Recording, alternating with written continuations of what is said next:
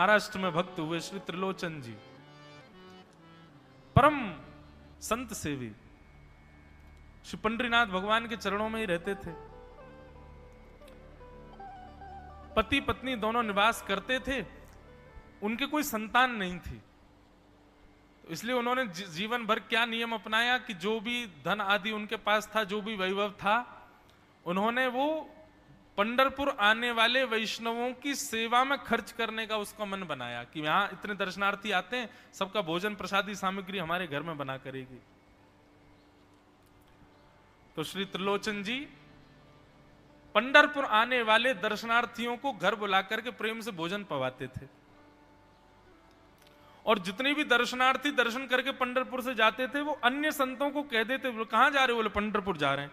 बोले भैया पंढरपुर जा रहे हो तो त्रिलोचन जी के यहां जाना, उनके यहां भोजन प्रसादी बहुत बढ़िया संतों के अनुकूल बनाते हैं। बड़ी ख्याति हो गई महाराज जी, अब तो जितनी भीड़ पंढरपुर विठल मंदिर में, उतनी भीड़ त्रिलोचन जी के घर के बाहर संतों की, दर्शनार्थियों की, सब प्रसाद पाने के लिए जाते। त्रिलोचन जी और उनकी पत्नी बड़े प्रसन्न कि इतने संतों की सेवा हम कर पा रहे हैं, ये हमारा सौभाग्य है। धीरे धीरे दोनों वृद्ध अवस्था को प्राप्त हो गए। दोनों वृद्ध हो गए तो अब इतनी सामग्री बना नहीं पाते, कोई सेवक नहीं था, स्वयं बनाते थे पति पत्नी मिलकर के।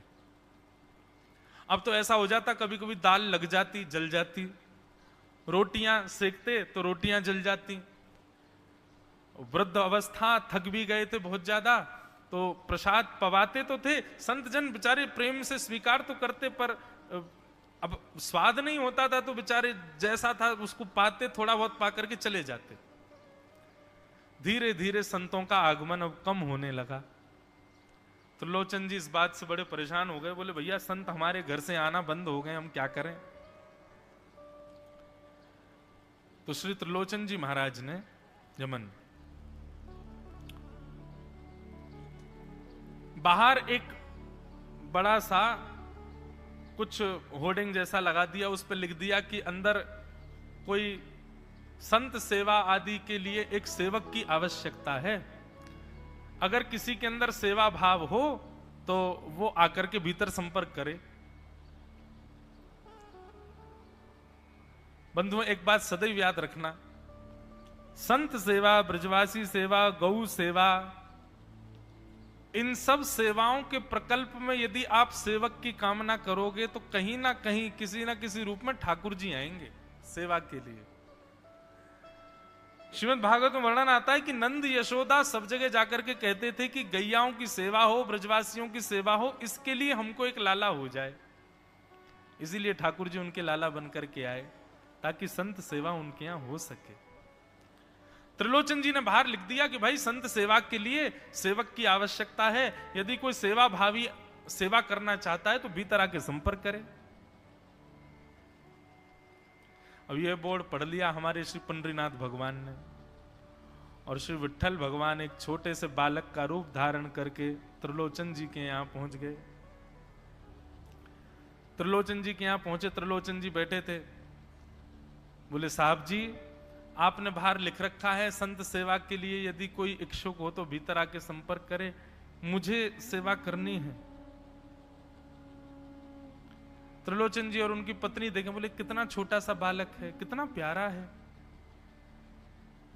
ये तुम्हारे माता पिता नहीं है? बोले होंगे तो पता नहीं, मुझे तो पता नहीं, मैंने कभी देखा नहीं अपने माता पिता को, मैं अकेला ही हूं, ना मेरे कोई भाई है, ना कोई मेरे मित्र है, ना मेरे कोई बंधु है, ना मेरे माता पिता, मैं अकेला ही हूं। त्रिलोचन जी की पत्नी को तो इतनी दया सी आ गई, अरे राम राम, बेचारा अकेला बालक है। अच्छा चलो ठीक है, तुम यहां सेवा कर लेना, लेकिन कुछ नियम है उनको सुन लो। सबसे पहले तो अपना नाम बताओ, तुम्हारा नाम क्या है? विठल भगवान ही थे वो, तो छोटे से बालक के रूप में गए थे। बोले मेरा नाम है अंतर्यामी। त्रिलोचन जी बोले नाम सुनकर के तो ऐसा लगता है जैसे सच में अंतर्यामी है क्या? अच्छा बेटा अंतर्यामी, सेवा करोगे? बोले ये सेवा करना तो मेरा जन्म जन्मांतर का काम है, मैं यही तो करता हूं। संतों की सेवा करना, वैष्णवों की सेवा करना, भक्तों की रक्षा करना, ये मेरा जन्म सिद्ध अधिकार है, मैं इसी के लिए ही आता हूं। त्रिलोचन जी और उनकी पत्नी एक दूसरे का मुख देख करके बोले, नेक सा बालक है लेकिन बोलता कैसे है? ठाकुर जी तो सत्य ही बोल रहे थे। बोले अच्छा, सुबह एक सब्जी बनानी पड़ेगी, दाल बनानी पड़ेगी, और हमारे यहां लगभग 100-150 संत आते हैं, उनके हिसाब की रोटी बनानी पड़ेगी, और सब बेटा तुमको करना पड़ेगा, हम थोड़ा बहुत सहायता कर देंगे, हमसे ज्यादा बनता नहीं है, तुमको ही सब सिद्ध करना पड़ेगा। अंतर्यामी भगवान बोले बिल्कुल निश्चिंत रहो, हम खीर भी बनाएंगे, हम रबड़ी भी बनाएंगे, हम रायता भी बना दिया करेंगे, हम 2-4 सब्जी और बना दिया करेंगे। त्रिलोचन जी बोले नेक सा बालक, सब जानते हो तुम? बोले हाँ हमको सब आता है, दुनिया का कोई काम नहीं जो हमको नहीं आता हो, और सुनिए झाड़ू पोंछा बर्तन भी कर देंगे हम। त्रिलोचन जी तो बड़े खुश हो गए, बहुत बढ़िया सेवक मिला यार, ये तो सब काम करता है। लेकिन भगवान बोले लेकिन अब हमारी शर्त सुनो। त्रिलोचन जी बोले तुम्हारी भी शर्त है? बोले हाँ। क्या शर्त है भैया? बोले हमारी पहली शर्त यह है कि हम दुनिया को बना के खिलाएंगे, लेकिन हमको आपको बना के खिलाना पड़ेगा, हम अपने हाथ का बना नहीं पाते, हम आपके हाथ का बना। और ये वास्तविकता है, ठाकुर जी पूरी दुनिया को पवाते हैं, लेकिन स्वयं भक्त के हाथ से बना ही पाते हैं। स्वयं क्या पाएंगे? तुम लोग सिद्ध करके लाओ, तुम अपने मनोभाव से बना के लाओ, हम वही पाएंगे। ठाकुर जी वो कोई कमी, पूरी दुनिया में अनाज ठाकुर जी उगा रहे हैं, पूरी दुनिया में सब्जी ठाकुर जी उगा रहे हैं, पर जब स्वयं भोजन करने बैठते हैं तो कहते हैं भक्त बना के लाए, वो पाएंगे हम तो। ठाकुर जी बोले हम सारे संतों को बना के पवाएंगे, लेकिन हम अपने हाथ का बना नहीं पाते, आपको हमारे लिए बनाना पड़ेगा। त्रिलोचन जी की पत्नी बोली छोटा सा बालक, इसका आधे हाथ का तो इसका पेट है, एक रोटी में झिक जाएगा ये, इसके लिए मैं बना दिया करूंगी। ठीक है लला, तू बिल्कुल चिंता मत करो, तुम्हारे लिए भोजन हम बना दिया करेंगे। हमारी एक शर्त और सुन लीजिए। बोले क्या? हम कितना भी खाएं हमको टोकना नहीं कभी कि इतना क्यों खा रहे हो। त्रिलोचन जी बोले भैया हम क्यों टोकेंगे, तुम बढ़िया 2-3 रोटी खा लिया करना। बोले 2-3 रोटी तो हमारी दाढ़ में छुप जाती है कहीं पर, हम तो प्रेम से पाते हैं। बस आप लोग ये नियम याद रखना, आप कभी ये मत कहना कि इतना क्यों खा रहे हो। और सुनिए एक बात, अगर हमारे सामने कही तो अपराध बनेगा ही, आपका नियम टूटेगा ही। किसी और से जाकर के यदि आपने कह दिया कि बहुत खाता है, क्या बताएं, तो हम उसी दिन अंतर ध्यान हो जाएंगे, उसी दिन आपका घर छोड़ के चले जाएंगे, फिर दूरते रहना सेवक। त्रिलोचन जी बोले हम क्यों कहेंगे भैया, हम तो कभी नहीं कहेंगे, हम दोनों तुमको वचन देते हैं, तुम प्रेम से रहो, सबका सेवा करो, हम कभी नहीं कहेंगे कि इतना खाता है। भगवान बोले तो ठीक है, फिर कल से सेवा शुरू। अगले दिन महाराज त्रिलोचन जी और पत्नी उठे सवेरे ब्रह्म मुहूर्त में, देखा तो महाराज भीतर ही ठाकुर जी बढ़िया अपनी कमर कस करके, सिर पर ढांटा बांध करके, मुंह पर कपड़ा लगा करके, और कढ़ाई में लिए चला रहे हैं, बना रहे हैं दाल। एक हाथ से दाल बना रहे हैं, फिर दौड़ के जाते हैं दूसरी कढ़ाई पे, वहां पर खीर बना रहे हैं, फिर कहीं जाते हैं वहां पूड़ी उछाल उछाल करके धर रहे हैं। त्रिलोचन जी और उनकी पत्नी देख रहे खड़े खड़े, अकेले ठाकुर जी सब बना रहे हैं, नेक सा बालक। 8 बजे से संतों की जमात आनी प्रारंभ हो गई, सुबह के समय हो गया। महाराज अकेले ही पत्तल लेकर के दौड़ते हैं, सारे संतों को पत्तल बांट आते हैं, फिर अकेले ही सामग्री लेकर के जाते हैं और लेकर के सबको बांटते हैं। त्रिलोचन जी कोई सामग्री लेके जाएं तो ठाकुर जी बीच में ही आ जाते हैं, बाबूजी आप जाके बैठो, मैं बांट रहा हूं ना, आप उठ के मत आओ, आप उठ के आओगे सब फैल जाएगा, मैं कर रहा हूं ना सब। अकेले ठाकुर जी, अकेले अंतर्यामी भगवान सब कर रहे थे। और त्रिलोचन जी और उनकी पत्नी बड़े प्रसन्न, जय हो विठोबा, तेने तो भैया ऐसा लगे साक्षात तुम ही आ गए हो, कितनी कृपा हो रही है, देखो कैसा सेवक मिला है। हमें भली संतान नहीं दी ठाकुर जी ने, लेकिन ऐसा सेवक दिया है जिससे परिपूर्ण आनंद हो गया है। संतों की भोजन प्रसादी हुई, महाराज खूब प्रेम से सब संतों को पवाया, संत भी सब वाहवाही करके गए, बोले वाह त्रिलोचन जी आपके यहां खूब बार पाया, लेकिन आज जैसा प्रसादी हमने कभी नहीं पाई। त्रिलोचन जी बड़े प्रसन्न। सब संत चले गए, भगवान तुरंत पोंछा ले आए, पूरे फर्श को मार्जन कर दिया, सब बिल्कुल सारी दरी वरी समेट करके रख दी, सब पत्तल आदि सबको व्यवस्थित कराए, सारे बर्तन मांज करके धर दिए, सब बिल्कुल व्यवस्थित करके, और आकर के ठाकुर जी सामने बैठ गए। मैया अब सेवा हमारी तो पूर्ण हो गई, अब हमारी पेट पूजा करो, अब आप लगो रसोई में, हमारे लिए बनाओ। वो तो इतने भाव में आ गए, अरे मेरे लाला मैं अभी बना के लाती हूं। सुंदर सुंदर सब्जी बनाई, सुंदर रोटी बनाई, सुंदर खीर बनाई, थोड़ी थोड़ी एक एक दोना, दो दो दोना मान लो सब्जी बनाई, दो दो दोना खीर बना दी, 10-5 पूड़ी बना दी, ठाकुर जी की बढ़िया थाली लगाई, थाली लगा करके सामने धर दी। अंतर्यामी भगवान बैठ गए, प्रेम से पाने लगे, पाते जाए महाराज, वो तो खाते जाए, खीर उठा करके पी जाए, सब्जी उठा के पी जाए, और लाओ मैया भूख लगी है, जल्दी लाओ। 10 की 10 पूड़ी एक बार में चट और लेकर के आई, बेचारी देती गई, 10 की पूड़ी और धरवा ली, फिर उनको भी पा गए। अब मैया ने इतनी सामग्री बनाई थी, बोले मैया भूख लगी है, जल्दी जाओ, आटा मारो, फिर से सेको, बढ़िया लेके आओ सामग्री, आपसे हमने कही थी कि आपको हमको पवाना पड़ेगा। नहीं नहीं नहीं बेटा, तू बिल्कुल बैठो रहे। अरे भैया मुझे तो लगी नेक्स्ट सौ पेटया, कोई तो कुआ है पूरा, कितना डाल दो भरे कोई ना।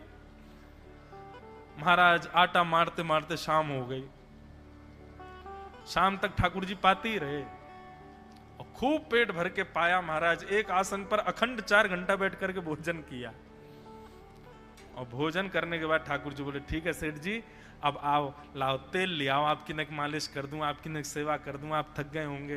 त्रिलोचन में नहीं नहीं इसकी नहीं नहीं क्यों नहीं है, तेल लेकर के उनकी मालिश भी कर दें। इस प्रकार चले। त्रिलोचन जी की पत्नी बेचारी पहले दिन तो कुछ नहीं बोली, दूसरे दिन भी कुछ नहीं बोली, तीसरे दिन उसके मन में आया, बोले ये क्या कर लिया हमने, सुबह जितना भोजन बनना चाहिए उतना तो ये अकेला ही पाता है, सुबह संतों का ये बना देता, पर शाम को इसके लिए जितना बनता वो संतों के बराबर ही बैठता है पूरा। त्रिलोचन जी कहते नहीं नहीं तुमको याद नहीं, उसने कहा था कभी कहना नहीं है ऐसा। बोले हाँ नहीं नहीं मैं ध्यान रखूंगी, नहीं कहना है। लेकिन अंतर्यामी भगवान तो खूब प्रेम से घर के सारे काम कर रहे हैं उनके। महीना 1.5 महीना बीत गया, खूब आनंद से सेवा चल रही थी। एक दिन त्रिलोचन जी की पत्नी पड़ोस में किसी के पास बैठी थी, तो पड़ोसी तो होते ही हैं सब घर के बात बोलने वाले, उन्होंने कह दी, बोले कि आपके घर में तो आजकल बड़ी खुशहाली आ गई है। त्रिलोचन जी को देखा, चेहरे पे कैसा तेज आ गया, लाल लाल टमाटर जैसे गाल हो गए उनके। बोले अरे वो आया है ना अंतर्यामी सेवक हमारा, बहुत सेवा करता है, प्रसादी वगैरह सब वही बनाता है, फिर मालिश करता है उनकी, बढ़िया बढ़िया उनके लिए जूस निकालता है, बढ़िया उनको सब भोजन पानी पवाता है, इसलिए इस वजह से त्रिलोचन जी बढ़िया। वो त्रिलोचन जी तो बढ़िया हो गए, तुम सूख गई हो, तुम इतनी पतली दुबली क्यों हो गई, मेरा दुख कौन जाने। वो सबकी सेवा करता है पर अपनी सेवा मुझसे करवाता है। अरे छोटा सा तो है, ऐसे मटक मटक के जाता सब्जी लेने, हम तो उसको देखने के लिए खड़े रहते बाहर, कैसे बढ़िया लगता है। कई लोग तो देखने ही आते हैं उसको कि कैसे सब्जी परोस रहा है, कैसे पूड़ी परोस रहा है, कितना सुंदर लगता है। छोटा सा तो है, उसकी क्या सेवा करनी पड़ती है। अरे बहन तुम क्या जानो, 2, 4, 5, 10 किलो आटे की कब कब में रोटियां पूड़ियां खा जाता है चपेट करके, कुछ पता नहीं चलती, पेट है कुआ है समुद्र क्या है पता नहीं चलता है, इतना खाता है इतना खाता है इतना खाता है। 4 घंटे की समाधि पर बैठता है एक साथ, थाली नहीं थाल लगाना पड़ता है उसके लिए, इतना खाता है। जैसे ही कहा इतना खाता है, ठाकुर जी अंतर ध्यान हो गए। शाम का समय, त्रिलोचन जी रोज शाम होते ही बैठते थे, थोड़ी देर कुछ चर्चा आदि करते थे भक्तों की। त्रिलोचन जी ने बुलाया, अंतर्यामी, ओ बेटा अंतर्यामी कहां हो, जल्दी आओ, चलो शाम हो गई है, थोड़ी देर बैठे कुछ सत्संग करें कीर्तन करें। अंतर्यामी नहीं आए, पूरे घर में खोज लिया ठाकुर जी नहीं मिले, रसोई घर में खोज लिया ठाकुर जी नहीं मिले, पड़ोसियों से पूछ लिया नहीं मिले, सब्जी मंडी देख आए ठाकुर जी नहीं मिले, पूरा पंढरपुर देख लिया लेकिन ठाकुर जी नहीं मिले, सब जगह खोज लिया ठाकुर जी नहीं मिले। त्रिलोचन जी बड़े उदास हो गए, पत्नी से कहने लगे पता नहीं कहां चला गया। कहां गया होगा पता नहीं। देवी तुमने उससे ये तो नहीं कह दिया था कि इतना क्यों खाते? बोले नहीं नहीं, मैं तो कान पकड़ती हूं, मैं कभी नहीं कहती उससे। बोले किसी और से तो नहीं कहा था ना तुमने, क्योंकि उसने वचन दिया था ऐसा कहोगे तो मैं चला जाऊंगा। बोले हाँ, आज एक गलती हो गई। पड़ोसी के पास बैठी थी, उससे बात करते करते मेरे मुख से गलती से निकल गया कि अरे उसके लिए तो बहुत बनाना पड़ता है, 10 किलो आटा खा जाता है, इतना खाता है, तो निकल गया था। समझ गए? बोले ओहो, इसीलिए चला गया। उसको पता चल गया कि तुमने कह दिया है, तभी चला गया है। त्रिलोचन जी और उनकी पत्नी दोनों श्री पंडरीनाथ भगवान मंदिर के दहली पर जाकर के बैठ गए। जाकर के ठाकुर जी के आगे हाथ फैला करके कहने लगे, बोले नाथ, हे पंडरीनाथ, आपने हमको संतान नहीं दी, पुत्र नहीं दिया, पुत्री नहीं दी जीवन में। हमने कभी उसकी अपेक्षा नहीं की, हमने कभी आपसे शिकायत नहीं की कि हमको संतान क्यों नहीं दी है।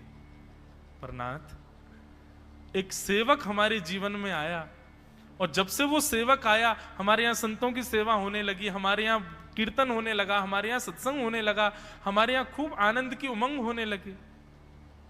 उस सेवक ने हमको आपसे और प्रेम करवा दिया। ठाकुर जी, हम आज आपसे दोनों भीख मांग रहे हैं, हमें कुछ मत दीजिए, आप भी मत मिलिए हमको इस जन्म में, लेकिन हमारे उस सेवक अंतर्यामी को हमको वापस कर दीजिए भगवान। वो जहां कहीं भी हो उसको वापस भेज दो हमारे पास।